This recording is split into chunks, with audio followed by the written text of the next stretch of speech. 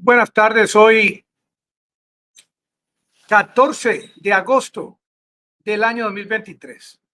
Ustedes se acuerdan que el 11 de marzo del año pasado, el rublo ruso estaba a 120 rublos por dólar, algo jamás antes visto.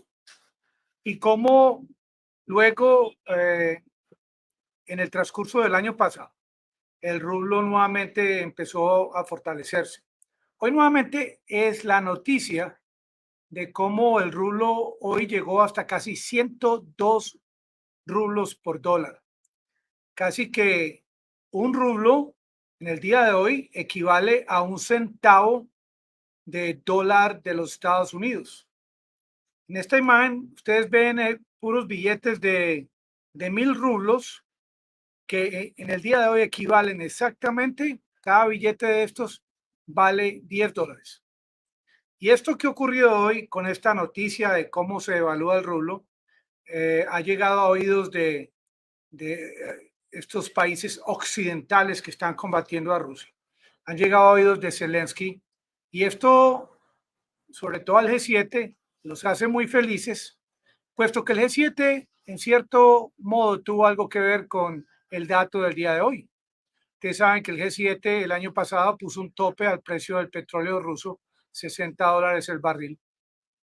Y ahora, si profundizamos en el análisis de lo que exporta Rusia, el gas, el petróleo, están recibiendo ahora los rusos 50% menos por la venta de petróleo de lo que recibieron en el año 2022. Y hoy en día el precio del gas está 10 veces más barato que el año pasado. Hay un desfase entre lo que Rusia exporta y lo que importa.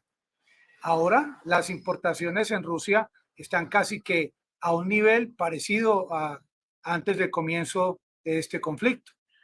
Las exportaciones de Rusia han bajado y este desfase es lo que ha creado esta situación por la que está pasando Rusia. Miren, el tema de por qué el rublo sigue subiendo, pues hoy llegó a 102, aunque bajó a 98, 99, pero en los últimos meses la tendencia ha sido que el rublo se sigue devaluando. Esto tiene mucho que ver con un dato del mes pasado, del mes de julio, en el que los industriales, los comerciantes en este sector se mostró un desempleo del 40% por el tema de la movilización. Esto ha escaseado la mano de obra y por lo tanto esto ha aumentado el precio de los productos, ha aumentado la inflación en Rusia, a pesar de que recientemente el Banco Central ruso aumentó la tasa de interés. Pues les va a tocar en esta reunión del día de mañana nuevamente aumentarla muy posiblemente a un 9.5%. Este fue el dato que vieron en Moscú en el día de hoy, en las casas de cambio. Llegó a 101, 102 rublos por dólar.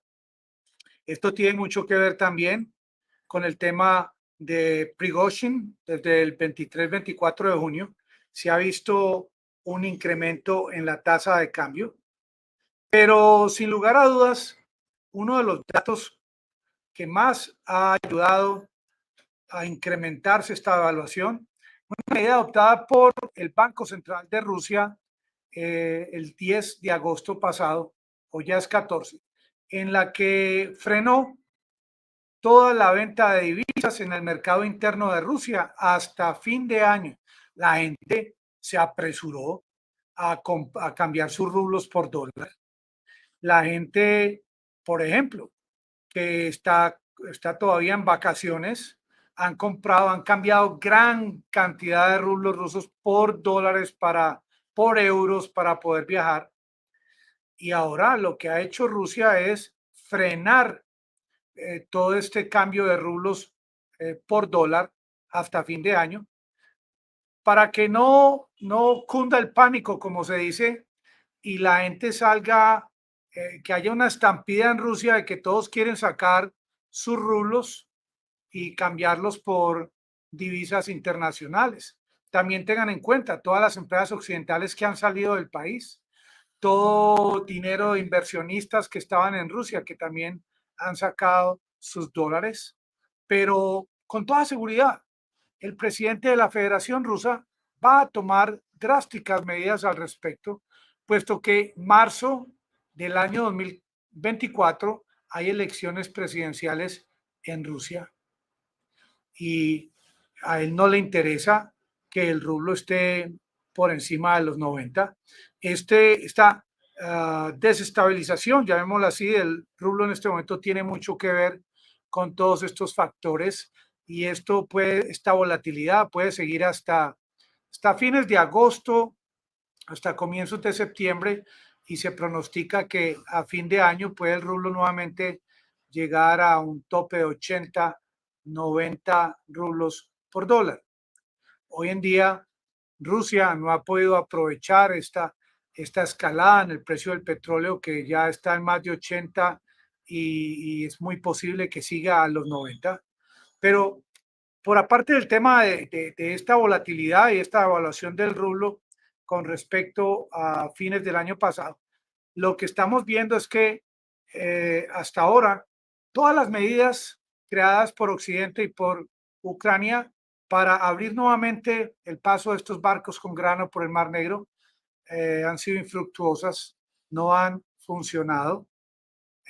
Y sobre todo que con este ataque de anoche a estas instalaciones en Odessa, este supermercado y otros edificios y otras edificaciones, pues este es un mensaje para las aseguradoras que querían ingresar al tema del corredor humanitario de Zelensky, que era una forma de dar inicio a un corredor para el mismo tema de salida de grano, entrada de armas. Hasta ahora hemos visto cómo Rusia de alguna manera ha frenado el flujo de armas que venían por este conducto por el Mar Negro hacia Ucrania.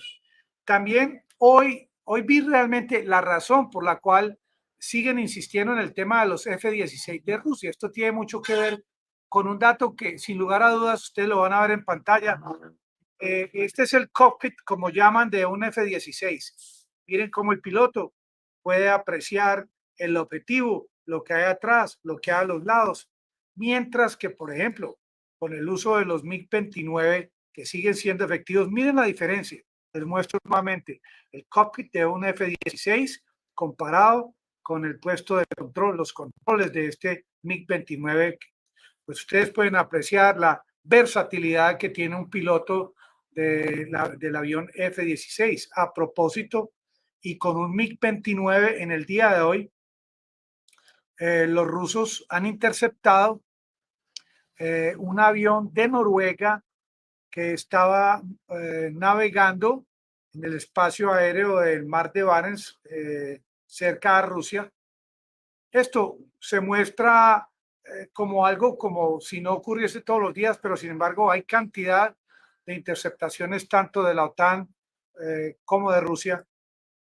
Pero sin lugar a dudas, la noticia viral del día de hoy es esa devaluación del rublo ruso, pero como les digo, es algo temporal y ya Rusia ha creado las medidas para que el pueblo ruso no continúe sacando su dinero, invirtiéndolo en el exterior con esta medida adoptada por Rusia el pasado 10 de agosto. Amigos, me despido, me preparo para el